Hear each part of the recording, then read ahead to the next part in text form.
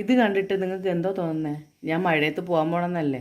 അല്ല കേട്ടോ, ചീരച്ചേമ്പ് വെച്ച് ചീരച്ചേമ്പല കൊണ്ട് തോരൻ വെച്ചാലോ. ഇത് കണ്ടോ എന്ത് സൈസാന്ന് നോക്കിയാല. വീട്ടിലുള്ളതാ കേട്ടോ.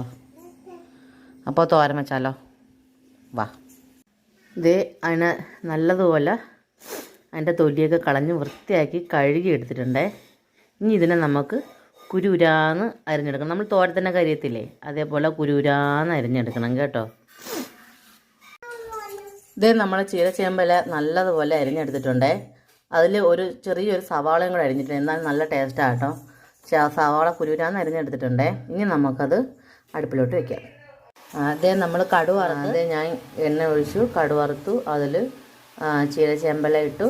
അതിനുശേഷം കുറച്ച് ഉപ്പ് ഇട്ടിട്ട് നമ്മൾ നല്ലതായിട്ട് ഇളക്കി അടച്ച് വെച്ച് വേവിച്ചെടുക്കണം കേട്ടോ. ഇത് പെട്ടെന്ന് വേവിച്ചെടുക്കണം.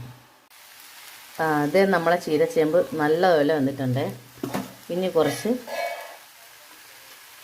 തേങ്ങ ചിരണ്ടിയത്,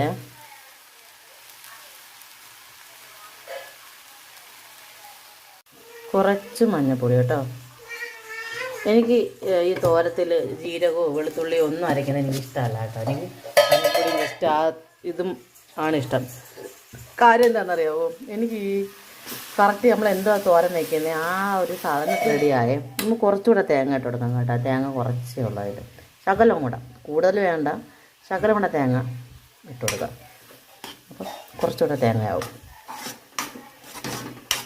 ഇതാണ് അതിൻ്റെ ഒരു ടേസ്റ്റ്. ആ ഒരു മഞ്ഞപ്പൊടിയുടെ അത് വലുതായിട്ട് വരത്തില്ല, ആ ഒരു ചേമ്പലയുടെ മണം ഉണ്ടല്ലോ, അതാണ് അടിപൊളി. അപ്പോൾ ഇതാ ചേമ്പല തോരനും റെഡി.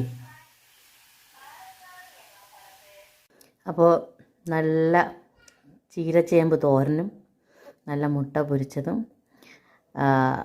ചമ്മന്തിയും നല്ല അരിനെല്ലിക്ക അച്ചാറും രസവും. അപ്പോൾ കഴിച്ചിട്ട് വരാവേ. നിങ്ങളൊക്കെ ചോറ് കഴിച്ചായിരുന്നോ? കഴിച്ചിട്ടുണ്ടെങ്കിൽ പോയി കഴിക്ക്. പോകോ.